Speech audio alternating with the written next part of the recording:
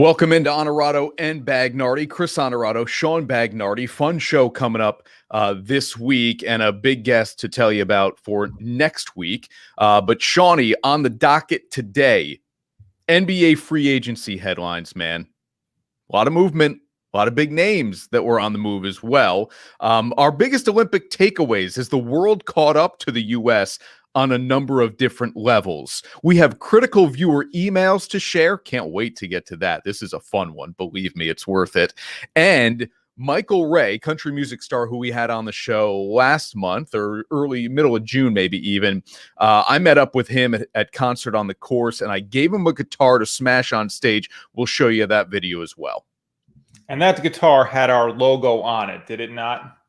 It did. So that is exciting. So I want to drop this on you very early in the show today, even before we roll the open.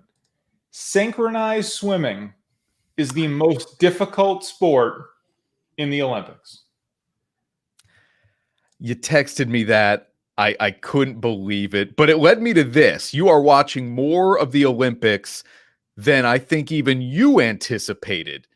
If you're watching us, is synchronized swimming the most difficult sport in the Olympics and therefore in the world? I don't know that I can buy it. Let's get going. Honorado and Bagnardi.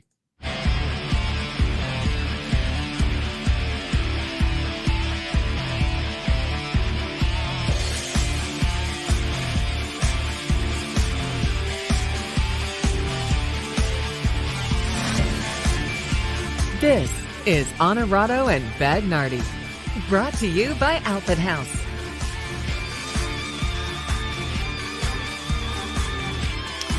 All right, Bags. So you say synchronized swimming, the most difficult sport at the Olympics. Tough for me to get behind that. We'll discuss it throughout the show here. We'll get people's thoughts as well, because last week we had it too. Okay, you know what? Let's just blow it all up and let's just get into it. Because Jeff says water polo is the most difficult sport. And that's what I texted back to you was, no, it isn't synchronized swimming. It's actually water polo. There's a lot of contact. It's physical. Yeah. So last week we had not what's the easiest sport, but what was the sport you could most likely medal in as an average Joe. This is the complete opposite. It would be the most impossible to medal in. Here's the deal with the synchronized swimming versus water polo. You have to be underwater for so many of these routines. I was watching routines, I'll admit it. I was watching synchronized swimming routines where these people are underwater for 2 consecutive minutes. They're underwater with their legs out, and it looks like this. It looks like this, and they're doing it in sequence. That's impossible. Don't ever do that again. Okay. I won't. Look, I'm not arguing it isn't. I'm not arguing it's easy, but to say it's the most difficult, that is the most physically challenging to be able to have to hold your breath like that. Look, Sam's got a good point with weightlifting, but you can build up your body. I guess you can build up your body and train it to be able to hold your breath for longer. But to do that, to be synchronized with somebody while you're underwater, can't see them at all. I mean, I get it. You pretty much just memorize your own routine and hope that they line up with you, right? You're just trying to do the same thing at the same time. But boy, that is an underrated sport in terms of difficulty, because we look at it as like, that's kind of like a dance routine in the water, whatever, no big deal. That is extremely challenging. Bold gift cards to give away on today's show as well. If you're watching us on Facebook, like the post, share the post, you'll be eligible to win a $50 Bold gift card. We've already given out a handful. We have more to give away. I get to some of that later on here with viewer emails, which is you're gonna love it, Bags. You have not seen this yet. No, I think you will thoroughly enjoy the viewer email we got. Give us a tease. Is it hate mail? Not hate mail. It's just critical. That's all. Not hate mail. It's critical email that was sent to Ashley about me. Okay. Yeah, it's good. Fair enough. It's good. All right, let's get into the NBA free agency here. The trades, draft night, shortly after the draft were big names, Westbrook, Lowry, but some of the free agent signings have opened my eyes to the money as well. Now, what do you think about the Knicks here and what they did? Evan Fournier is a free agent signing. They add Kemba Walker for very little because of the OKC situation, and they keep Derrick Rose. So if you're the Knicks, you're keeping your fingers crossed here that your two talented point guards can actually stay healthy. That's been an issue for both Walker and Rose, Bags. Yeah, it's like, well, we got Rose, we'll secure him, but maybe he's not healthy, so let's go out and get another guy who's maybe not going to be healthy. I mean, that obviously is the big concern, but let's assume for a moment that these two guys are going to be right and playing at their best. This is a pretty good team. You add Fournier in it. You've got a pretty good backcourt here, no matter how you're mixing and matching, 2 out of 3. The Knicks were a playoff team last year, a surprising playoff team, getting all the way up to the 4 seed. So when you look at the East, cut through it. Let's just cut through it here, okay? Okay. Because these are moves that were made a couple of days. So where does this put the Knicks in the East? Because for me, they're no better than 6th. I mean, give me, and in no particular order, give me Milwaukee, give me Brooklyn, give me Miami. Now we'll get to what the Heat did. Yeah, yes, Philly. I don't know what they'll do about Ben Simmons, but Philly in terms of regular season victories, yes, yeah. Philly. I'm up to 4. Atlanta, right? I mean, is probably a better team than the Knicks. They keep John Collins. They give Trae Young all the money in the world. We'll get to some of the things that Atlanta has done here. I think Atlanta with another year simply just gets better, right? Atlanta has this young, promising talent. The Knicks have some of it with a guy like RJ Barrett and Quickly, but the Hawks are still ahead of the Knicks for me in the East. So at best, New York is 6th in the East, even adding Walker and Fournier. So they got better adding these pieces, but you see them ultimately finishing worse, right? Yeah, I mean, Miami got better. Miami added Oladipo middle of the week. I am in love with Victor Oladipo. I think he is phenomenal. And again, health is a concern. Okay, I get it. But they also get Kyle Lowry. I mean, that is a talented team in Miami now. So they've loaded up here to make a run in the East. I like what the Knicks have done. They'll be more entertaining. They'll score more than they did last year, right? It was like with the Knicks, you better hold your opponent under 95 because I don't know how many they're going to score. Well, with Walker and Fournier, now they will at least score more. Are we overlooking the fact that how good they were defensively? How much more do they need to score to win more games, given what their defense was and we assume still is, right? Maybe especially in the regular season. I mean, that's what we talked about all year with them is they overachieved because they played a style that you normally don't see in the playoffs in terms of the defense during the regular season. Yep. If they can repeat that, but score more points along the way, you don't see them racking up maybe more wins than you might initially expect just by looking at the roster. I guess the big question, too, will be what now? Julius Randle's role, right? He's still the number 1 guy on this team, right? He's still their number 1 option. He's still their best player. But and that's the thing. Now, obviously, you need a guy, and I'm glad they went out and got Kemba Walker and Fournier's guy who can hit a big shot too if they need it. They needed that guy in the 4th quarter who you could turn to, right? When you need a bucket, because we saw Randle time and again not be that guy, even if he had a really good game leading up to that moment. So this will definitely help them. I just wonder now, his adjustment, right? His new role in this team, does it work and does it fit? And if the answer to that is yes, I do think this team can rack up a lot of regular season wins. I'm just not so convinced that maybe the answer is yes with him. By the way, another team I think I'm putting ahead of the Knicks here. Look at me. I do this all the time. I react. I think Chicago. Listen to me. Okay, Lonzo Ball. I'm bullish on Ball more than most people. Yeah, I love LaMelo, but I like Lonzo a lot. DeRozan adds another wing. So let me just run these down for you. Yeah. Ball at the 1, LaVine at the 2, DeRozan the 3, And by the way, they might have one of the they do have one of the best big men in basketball in Vucevic. This is a good Bulls team. I like Kobe White off the bench at a point guard role. You know, he doesn't have to start now. They've drafted well. I think Chicago is probably a better roster than the Knicks. Now, what Tibbs is able to get out of the New York guys, okay, that's a different conversation. Yeah. But what Chicago has amassed here in talent, I think might be better than what the Knicks have. They're a playoff team. The Bulls, I think, will occupy that 7 or 8 spot, whereas the Knicks will at least get the 6. Okay. Now, you mentioned the other teams, the 4 or 5 teams you'd have ahead of the Knicks.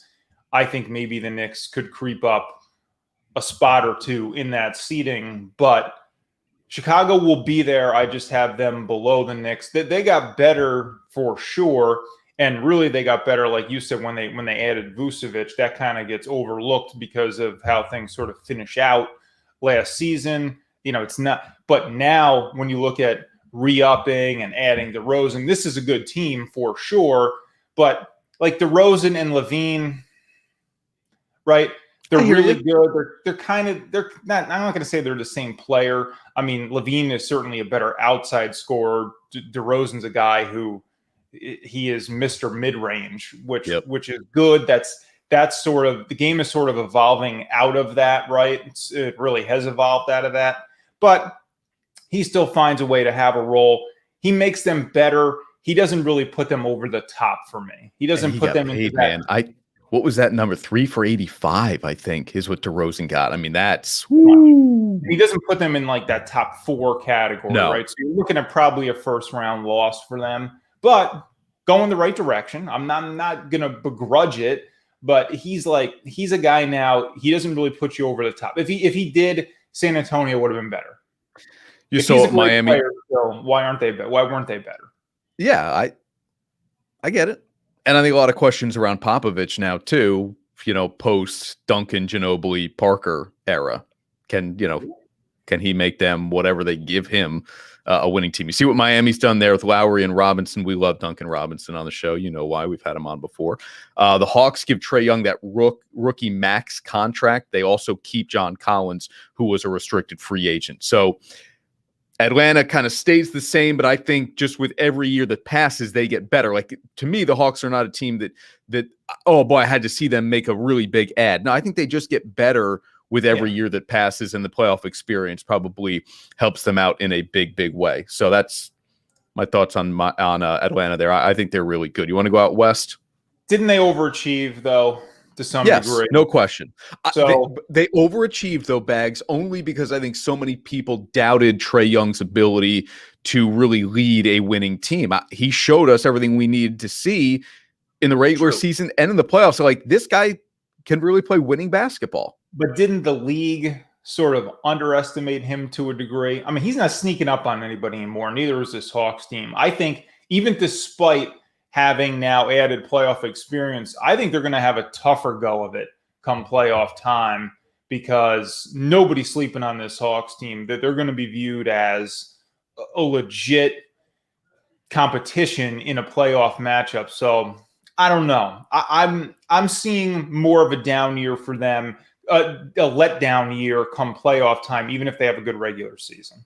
Not since Warriors Cavs. How many times did we see that? 4 times in the NBA Finals? Not since Warriors Cavs have we had a preseason where I would just automatically raise my hand and say, you're giving me Nets Lakers? Okay, I don't need to see any regular season basketball. I would sign up for that today to watch it in June of 2022. Look at what LA has done here. Westbrook. I don't know that experiment works. We can talk about that, but I'll run through the other names here too, because Carmelo Anthony's a big deal to go play with LeBron, and maybe Melo is simply a float along the 3-point line shooter. You guys do all the rest of the work. Let me hang out here by the 3-point line. I'll try to knock down 38% of what I take. And Malik Monk is a guy that maybe a lot of people don't know. When he's good, he's really good. And he had some of those moments in Charlotte. He can knock down the 3. So LA's adding some pieces here around the Westbrook, James, AD big three. Yeah. So this is all about Russell Westbrook. Does it work? Does he fit? I think he does. I think it's a perfect match for them. He's obviously a guy who can handle the ball for them, take some of that pressure off LeBron, similar to LeBron in terms of being able to put his head down and get to the rim. He's a guy who's a triple-double threat every night. I know that's not a stat you put a lot of weight into anymore, but it means he's a guy who can be down there and getting rebounds for you. And that's okay. That's a good thing because Anthony Davis is a guy you can use to extend the floor. They can almost sort of switch positions at times when you look at their positioning on the basketball court. I think it works well. I think the goal here for Westbrook, of course, is to win. And Westbrook knows when you join a team with LeBron James, you are on LeBron James' team. This is not your team. This is not, and not that there was a question of, is it my team or is it Harden's team or, is it my team or is it Durant's team? But Westbrook is a guy who certainly has that ego about him where he views himself as a number one and rightfully so. But this is not a situation where you're number one. And I think going there with the mindset of winning, playing his game, putting that triple-double nightly threat on the floor with LeBron and with AD, I think it works, and I think they will win the West. Ooh, okay. I see some rocky moments in this relationship. Really? LeBron is demanding of his teammates, and Westbrook is the same way. Can they coexist when one, it starts pushing the other? I don't know. I'm like, who have we ever seen other than Dwayne Wade? Okay, and that's different because D Wade and LeBron are buddies. Other than Dwayne Wade, who have we seen in LeBron's career challenge him, push him? There is no peer in the NBA that has really done that. And look, I would say the same thing about Jordan in the 90s. Like, you never saw somebody challenge Michael Jordan. If you did, he'd squash you. So can Westbrook be the same guy? Yeah, and then Kyrie decided, I don't want to play with this guy anymore. Yeah, I know. Kyrie's got his own issues there too, as we've talked about. But so let's talk about Carmelo then. Not obviously a huge piece, but a nice piece. I mean, this guy proved when a lot of people thought he was done that he, in fact, was not done. And if he can just give you that Portland Melo, you're going to be fine. That's going to be a good addition. And you talked about Monk. It's an underrated pickup for sure. They are now – this is a team, of course, won the NBA championship 2 seasons ago and didn't have Anthony Davis for their run at it this season. So you're taking – and I know they lost some pieces too here along the way, but you're taking basically a championship caliber team already and adding an MVP caliber player who's a triple-double threat, does everything well on the floor. I just don't see how that doesn't work, because if the personalities and the egos are the only things that are going to come into play here, I think that's all set aside now, with the goal being to go out there and win. I think they'll have the right mindset going in. And look, I wouldn't want to be a guy bricking shots on that team with Russ and LeBron screaming in your face. But I think they'll push each other, more importantly, push their teammates. And they know what it takes. LeBron knows what it takes to win a title. And this team will, if they're healthy, have a very, very good playoff run against a good Western Conference. But I see them at the mountaintop at the end. Okay. And look, I'm with you. If you can give me the Nets Lakers, of course I'll take it. But we saw what happened with the Nets this season and what happened with the Lakers, frankly. A lot of things can happen. Injuries are always going to play a role. But on paper, those are, to me, still the 2 best teams. Despite what Milwaukee did, I still think Brooklyn's a better team. They have a better roster. Sam with a point here, but it leads me to a question. He says East becoming as tough as the West in the NBA. I think the East is tougher now. The defending champion is in the East. Brooklyn is the best team in all of basketball when healthy. I think Miami's going to win a lot of games. I mean, Miami's going to win a lot. That's a really good basketball team. We haven't even mentioned a team like the Pacers, which, like, if they finish 9th or 10th, they're probably better than the 9th or 10th team out West. I think the East is better. We also haven't mentioned that the Suns keep Chris Paul. Big deal there, right? Given what he was able to do in Phoenix. But I don't think Phoenix is better. Phoenix won't get to the NBA Finals. They may not even get to the Western Conference Finals the way that conference is set up. So they're not better. No. Yeah. But you got teams like Utah and Dallas and the Clippers. I feel like you have teams. Clippers. Kawhi Leonard may not play all year. The Blazers might trade Damian Lillard. I mean, I think in a month we're going to look at this and be like, "Ooh, the West. What kind of happened?" Maybe. I just always feel like in the West, the teams that are 7th, 8th, 9th, 10th are good enough to be like 4th or 5th in the East. And maybe that's not the case anymore. But I don't know. I think the East wins a lot of games. You know, the better teams in the East play more teams in the East. So obviously they got to win. I don't know. That I'm not ready to turn the crown over to the Eastern Conference just yet. Okay. All right, hang on. We're not going anywhere for too long. Back in 30 seconds here with our biggest Olympic takeaways. And has the world caught up to Team USA? And we're not just talking one particular sport. In general, has the world caught up? Do we have a lot of work to do to try to be impressive in Paris in 2024? Back in 30 seconds here on Honorado and Bagnardi. Teams. Athletes, organizations. We're transforming the custom apparel industry through product and purpose.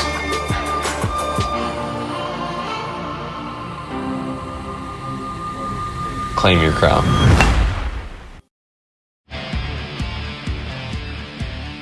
And now, back to Honorado and Bagnardi.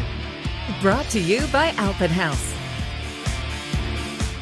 Shawnee, you've been locked into the Olympics more so than I really kind of expected you to be. You'll text me like middle of the day, you're watching something on NBC or CNBC or somewhere watching the Olympics. And I kind of thought, oh, I don't know that I saw this coming. Your question to the people here, well, not a question. You made the bold statement. You said synchronized swimming is the most difficult Olympic sport. Yeah, that's exactly what I said. First of all, I'm not locked into the Olympics. Oh, okay. I think the Olympics are really, really good background television, right? They're the good thing you have on when you get home from the gym and making breakfast in the morning. They're a good thing to have on when we get home super late after an 11 o'clock news, and it's, early afternoon in Tokyo. You put it on. It's been tough at times watching these Olympics as much as I have tried. I mean, I got home last night. I put on, there's skateboarding on. I'm like, I can't get into this, right? Some of it is, surfing. Who's watching that, right? And I'm not knocking surfing, but some of these Olympic sports, man, and I'm a guy who just played up synchronized swimming. But you are. Some of these sports have been very difficult to watch. Of course, the letdown with Simone Biles, which we talked about, in great detail last week. It was nice to see her at least come back and compete again and win a medal. So, that was nice. But Team USA, I haven't really been able to find them, man. I told you I wasn't interested in the top in basketball. I was not really super interested. And now that they're pushing through, they're going to compete for a gold medal on Saturday in Tokyo. I don't know, man. These Olympics for me they've missed the mark in terms of piquing my interest, despite the fact that I've had the television on more than I thought I would. Carl Lewis is watching. I watched the relay on Wednesday night as well, and this is what the great Carl Lewis is referring to. This is something he tweeted, you said, Bags? Yeah, he tweeted, yeah. So one of the greatest Olympians ever, not just in American history, one of the greatest Olympians ever, Carl Lewis, says the USA team did everything wrong in the men's relay. Total embarrassment. And if you watched the relay, they didn't medal. No. They struggled with the handoffs, which is, And if you're watching the NBC broadcast, they bring back old video, former relays, guys dropping the baton. I forget what Otto Bolden calls it. He doesn't say baton. He calls it something else. Not I don't think stick, but dropping it, struggling to hand it. And then again, Wednesday night, they struggle to execute the handoff. You got one guy reaching with it, right? Like, here, Bags, let me hand it to you. Okay, Go ahead. here we go. There we go. And you're clutching for it. You're clutching for it. And you lose, I think they calculated more than like 0.2 of a second, and that was obviously a huge difference. So they finished in 6th place. Here's the full tweet from Carl Lewis.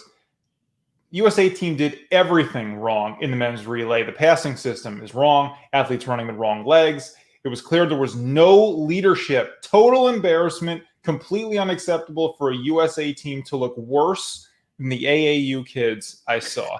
That is brutal. First of all, as if they don't feel bad enough. Now do you like when when former athletes are critical on social media of current athletes? What does that do for you? Because you know why?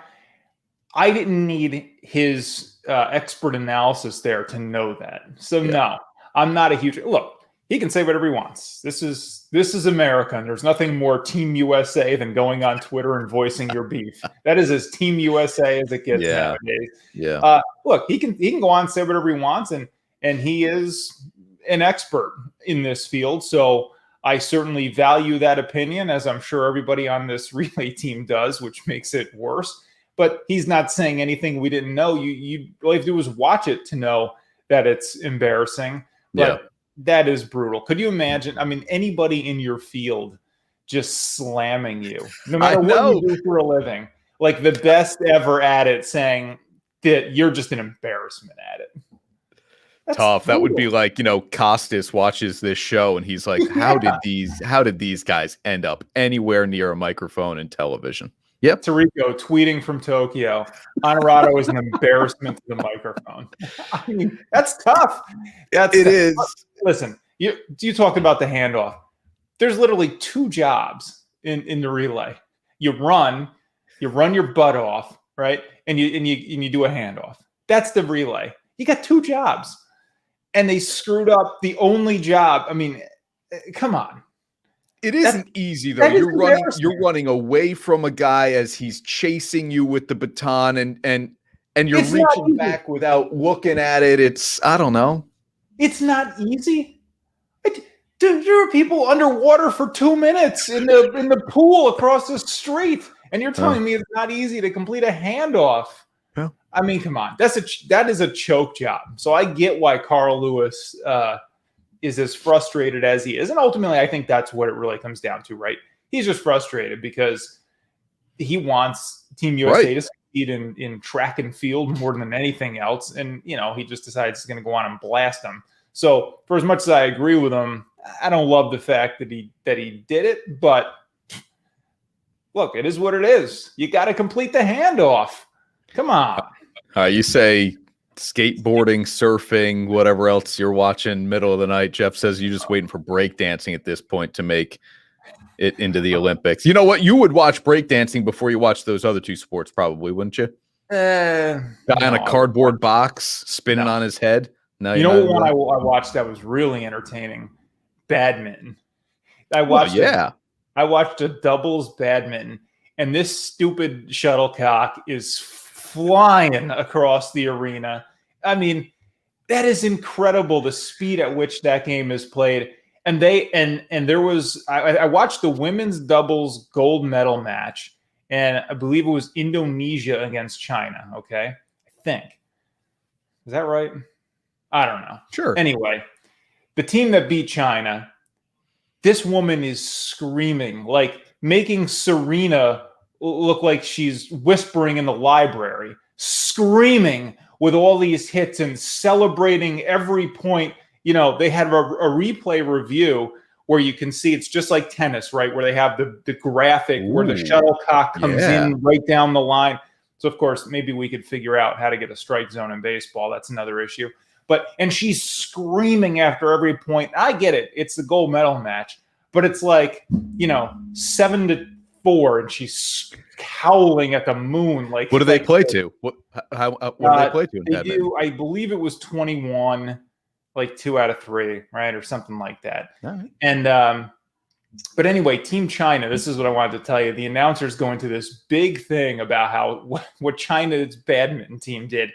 They built basically an arena, or designed an arena to look exactly like the arena in Tokyo where this was going to be played. They hung up Tokyo 2020 banners. They recreated the exact setting of the badminton court so that it would be exactly the same. They built this facility 20 kilometers from where they were staying because they were 20 kilometers away in the Olympic Village. Like, they had it down to the exact detail. And you go out there and you lose. You lose to this girl screaming after every point. I mean, but that kind of dedication about badminton, man. Yeah. Like, they are really into it. And I get it. Like, that's Team China, right? I mean, I feel like they probably do that for a lot of sports, but wow, that is impressive. Beggs, they didn't lose, they won silver. Don't you understand? We're in a very sensitive time where you have to be called a winner. You won silver, you won bronze. You didn't lose gold. People don't lose anymore, Bags. We all win. We all win. This is not a hot take. I've said this many times, and it is met with a lot of criticism. I say do away with silver and bronze. One winner. Yeah. You get one winner. That's it. Because what's the difference really between third place and fifth place? The difference is you come home with a medal. That's a big deal. You're an Olympic medalist. But who decided the top 3? I don't know. Who decided that? The Greeks, the ancient Greeks. But who cares? Who cares about third place? In what other area of competition do we care about second place, let alone third place? None. Okay, so why at the greatest competition collection of world athletes do we now care beyond first place? Although in horse racing, if you finish second or third, you're in the money. Okay, but you are in the money. I mean, that there's value to finishing second and third in horse racing. Okay. So that's your only other example. No, yes, and I'm not leaning on that as like this is why we keep it. You know what I mean? I'm saying that just, Hey, by the way, has the world caught up? We know the world is catching up. Has the world caught up though? Look at what the U.S. women's soccer team did in Tokyo. Also failed to medal in 2016. Go ahead. You know why I don't care about this? Okay. Tell me about the World Cup. That's what's most important in soccer, right? Okay. So if they lose, if they don't win, the World Cup, then we can talk about that. But they've had the World Cup has been competitive for them. So for me, this is not a huge shock. Interesting. Why the difference then between World Cup success and Olympic success? It's the same competition. Yeah, but they don't care. They don't care. They don't care like they care about the World Cup. This is not the highest level of competition for soccer. It's not. Okay. That's the World Cup. They would rather, just like Kevin Durant would rather win an NBA championship than win an Olympic gold medal. I mean, we see Team USA in general not putting its best foot forward. I mean, we're not sending all of our best players because it's just not as important to a lot of guys as what they do in the NBA. In the case of soccer, it's a World Cup. Interesting. Okay, I didn't think about that. Okay, well, forget it then. How about in hoops, though? As the world caught up, Team USA men, and we'll get to the women here in a second, Team USA basketball in general has been absolutely dominant. Look at since 1992, which is when NBA players started playing in the Olympics. Team USA was 54-2 in exhibitions. This group of guys lost 2 exhibition games. One was, did they lose one to Australia? I think they did, and then they just pounded them. But they also lost a game in the Olympics in group play to France. It's their first loss at a games, Bags, since 2004. We have talked a bunch on this show that it's not exactly the greatest collection of basketball talent, but I don't think there's any question that if you don't send your best players, the world's going to beat you. Correct. The world has more than caught up in terms of caring about this.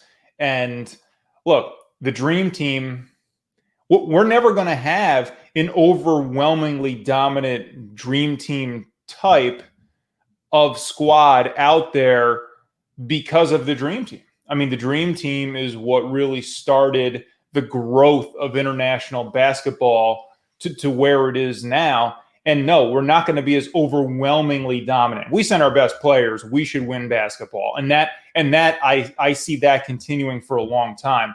But there's no question the world is catching up in the sport in terms of the talent level, and certainly in terms of giving a crap about this. Like they really want this. Now, unlike soccer, this is the biggest international competition for basketball. I mean, you do want to win an Olympic gold. Despite what I just said about guys would rather win an NBA championship, you know, if Team USA it really wants to put its best foot forward, they're going to and should still dominate this sport for a while. But that gap is closing no matter what they do. And it's only going to close faster if Team USA doesn't try to put its best foot forward and take it as seriously as a lot of these international teams do. I'm disappointed that we still don't get the best players there. And look, I understand guys are taking care of their bodies. They value the NBA championship more than this, especially somebody who already has one or maybe two gold medals. They feel like, okay, I've been there, done that, and okay, fine. But like, you know, I would like to see our best players care.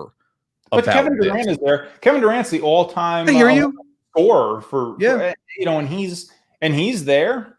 So who's not there? You want LeBron there? Really? I mean, I don't know. Yeah, LeBron isn't there. Chris Paul isn't there. But these guys, he just played in the NBA, and I know some guys from the finals went, but like, how old is he? 36? 36. Yeah, like he's not going to go to the Olympics, and that's okay. And we shouldn't need him to. Kobe would have played. Well, Kobe's different. I know, man. And sometimes there is no Kobe on this team. Durant on the court and physically will just decide he's taking over, and that's great. But from like a mental standpoint, I don't know who that guy is. If they're in a tight spot against Slovenia, or you know, who kind of carries them for that? I don't know. I'd rather see a bunch of old guys still. Just I know you say that, man. We're still good enough to go out there and win the gold.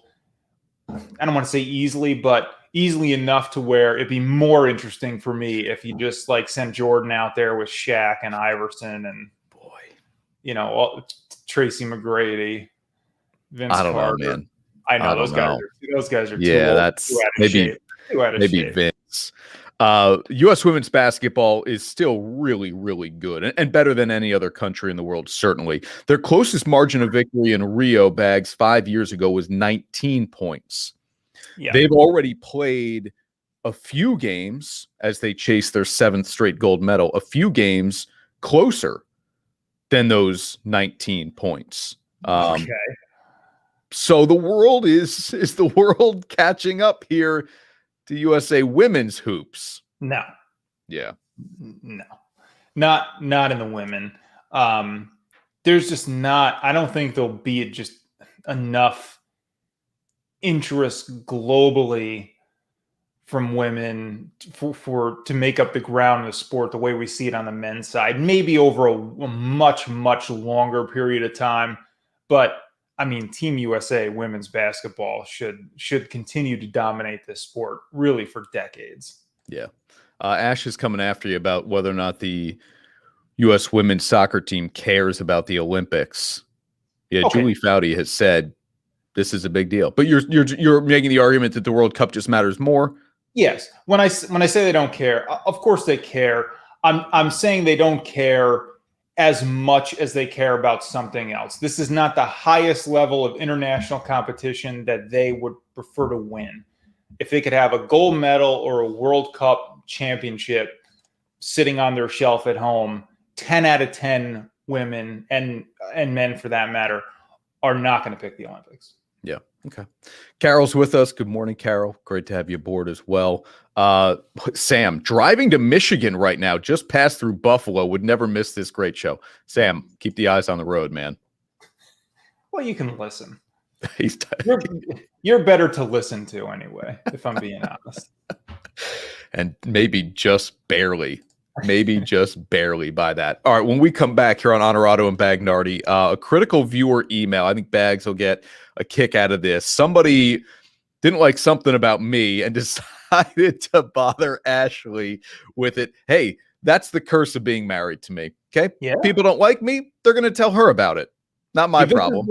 This is like going straight to the top, right? This is like going to management instead of, middle management or whatever. This is like going straight to the owner here, right to the top to address the complaint. I like that. No question about it. Yep, because I may just be dismissive of it. Ashley will look at it. She'll tell me about it. She'll laugh about it. We both laughed about it, and I hope you will here too as well. Plus, country music star Michael Ray, we caught up with him a couple of weeks ago on his tour bus, gave him a guitar to smash on stage when he was here in the Capital Region. We'll bring you that video. It's all still ahead here on Honorado and Bagnardi. But first, quick message from our buddy Eric McDowell about the Capital District Sportswoman of the Year. Thanks, Chris and Sean. The Capital District Sportswoman of the Year will host the 2021 Awards Gala on Monday, August 9th at the GE Theater at Proctor's at 7 p.m. CD Swoy will recognize young ladies for outstanding academics, athletics, and community service. Our gala will feature virtual guest speaker Tara Vanderveer, the women's basketball coach at Stanford, the 2021 national champions. We will also be entertained by singer Annie Shearer, who was voted the best local performer by Times Union readers. Our MC will be News Channel 13's Ashley Miller. Tickets can be purchased online at proctors.org and are $25 for adults and $15 for students. And the surprise announcements that night will be the Grand Scholastic Woman of the Year and the Grand Collegiate Woman of the Year. So come out to Proctor's Monday night for a special evening of entertainment and enlightenment with the best and brightest young women around. Teams, athletes, organizations. We're transforming the custom apparel industry through products and purpose.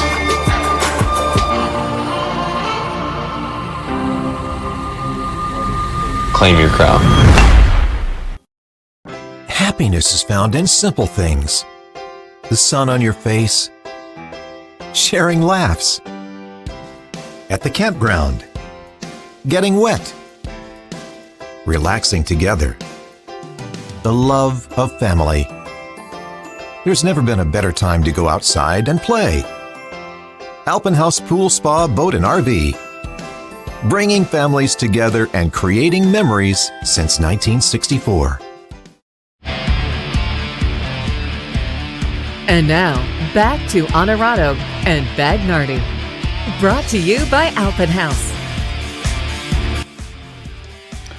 All right, Bags, what do you want to see first here? You want to see somebody smash a guitar? Or do you want to get a viewer email that was critical about me? Let's do the viewer email. You've been teasing this. I really want to see this. Okay, viewer email. Now, let me just set it up here. This comes in Wednesday night after I had just hosted the Olympic Zone, which you can catch 7:30 on News Channel 13. Of course, we're coming to the end of the Olympics. And someone didn't really like what I was wearing. Now, this someone I've had very little interaction with, but he has emailed us about this show, not the Olympic Zone, but Honorado and Bagnardi in the past, and has said nice things. He enjoys the show.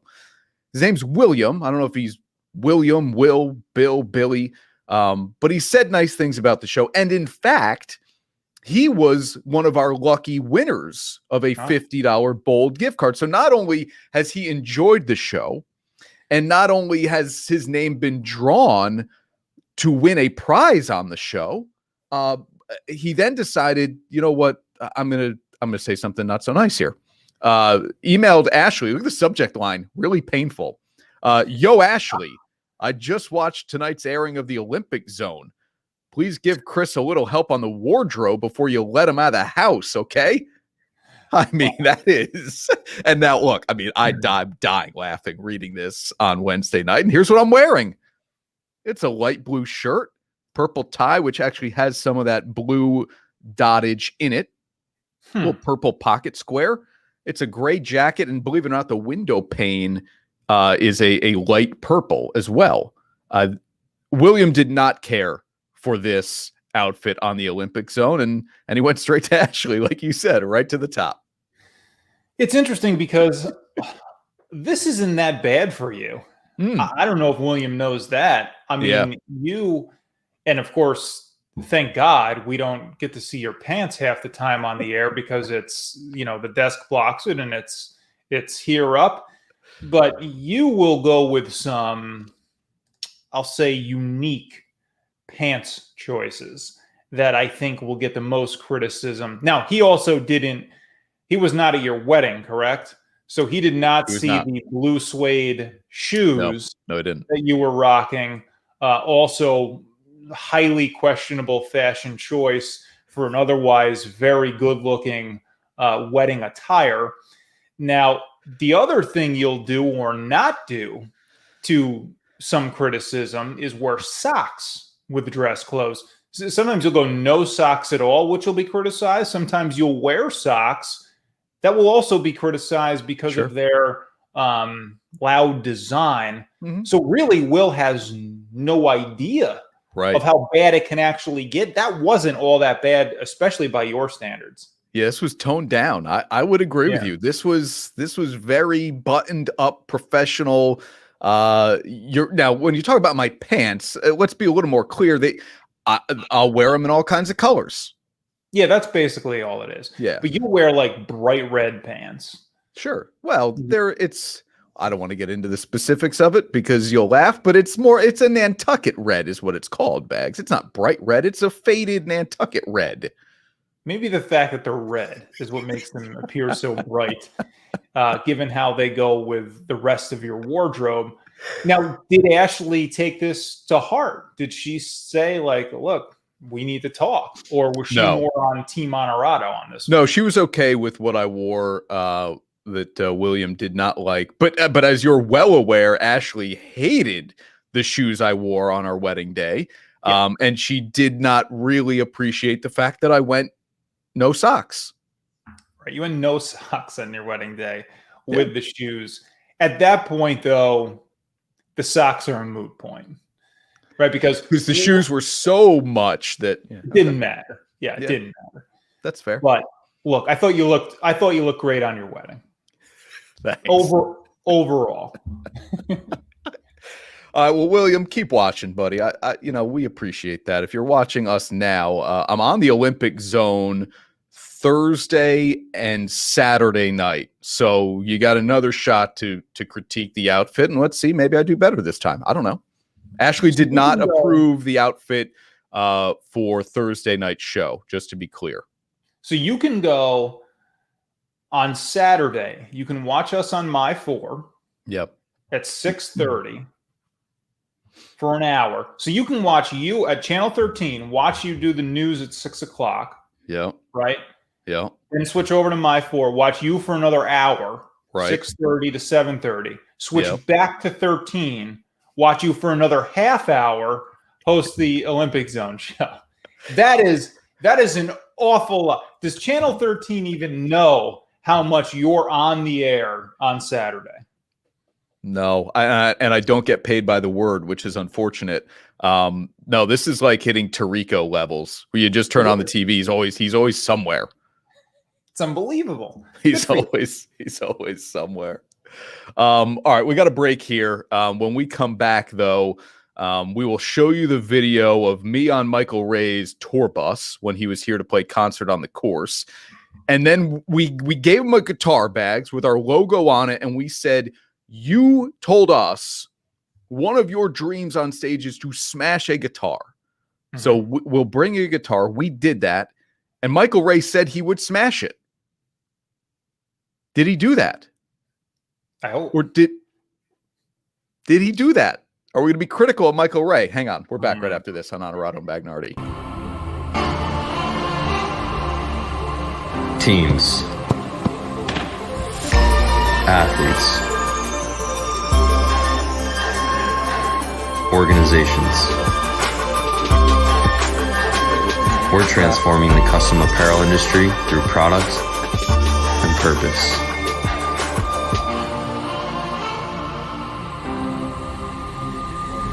Claim your crown.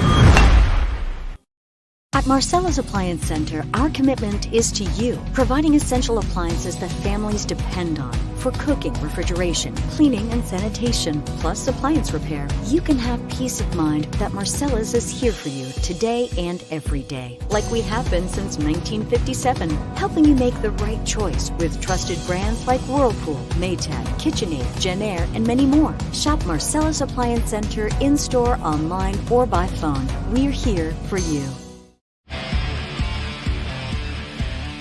And now, back to Honorado and Bagnardi.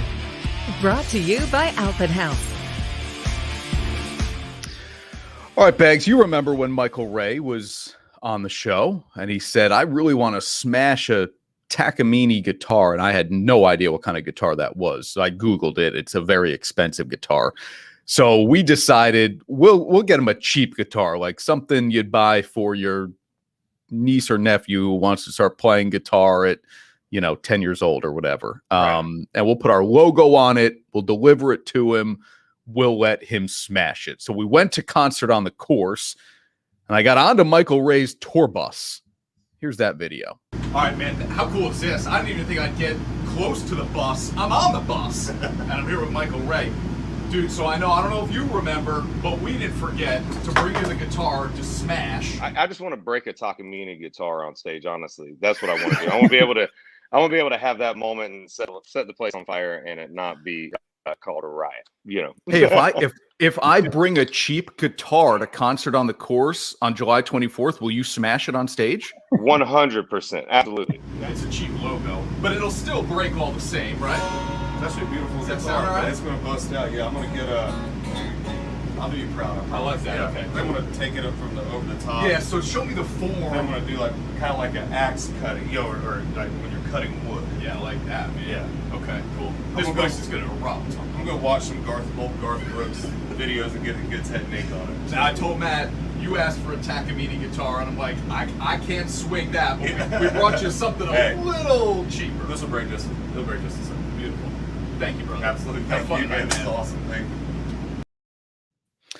All right. So that was day of concert. And by the way, shout out to Michael Ray's team, Matt, who let me onto the bus, Garrett, his video guy, were both really, really good to us. And so that was day of concert. And so, okay, now I'm like, now I can't be there at the concert. You can't be there either. We've got work obligations. So I'm leaving it in Garrett's hands, the video guy, and I'm saying, can you get me video of the actual smashing? Because I'd love to see it. We would love to show it to our viewers as well. And so now this is what came in from Garrett this week. Okay, he's got the guitar.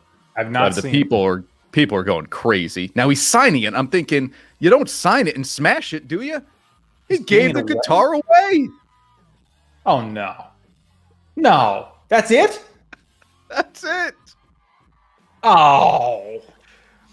Now wait for the end of the video real quick. Hang on. Then you can react to what he did with the guitar. Wait until the end of this video. Look at this. Some woman threw a bra on stage. I mean, okay. First of all, that poor girl with this Honorado and Bagnardi logo on the guitar, she's got to be thinking, what the hell is this? Right. What is this? Yep. And he signed that. I mean, first of all, good for her, I guess. She got a signed guitar from Michael Ray that you bought for him to not do that. Okay, so when you got this video from his people, Yeah. did you reply and say, well, what happened? No, I haven't yet. Literally just got it in time to get it on this show. I'm watching it. I'm thinking, okay, this is going to be great. It's going to be wood splintered everywhere, strings popping, and the place will go wild. Now, I did sense a little apprehension from his team when I gave them the guitar, like, this almost feels sacrilegious in a way, because it's not a terrible guitar we gave him. Almost feels sacrilegious in a way, like, boy, I don't know if we should do this, if we should break the guitar. If you can afford it, it was good enough to smash. You know, I mean, come on, and bring Jason's comment in here. I agree with Jason here. He says, what a bad guy he is for signing it and giving away. Thank you, Jason. Yes. Thank you. Yes. Terrible. Broken promises, not a broken guitar. Right. That's what we're left with. So here's what Michael Ray has done. He's an experienced entertainer. J-Man, good to hear from you too, buddy. He won over a fan for a lifetime now. Yep. Signed a guitar, gave it to this little, I mean, she will tell the story forever. The guitar will hang up in her room. Forever. If she's smart, she'll peel our logo off it. Right. And it just, now we're kind of like, wait a minute, what happened? But she gets the moment of a lifetime.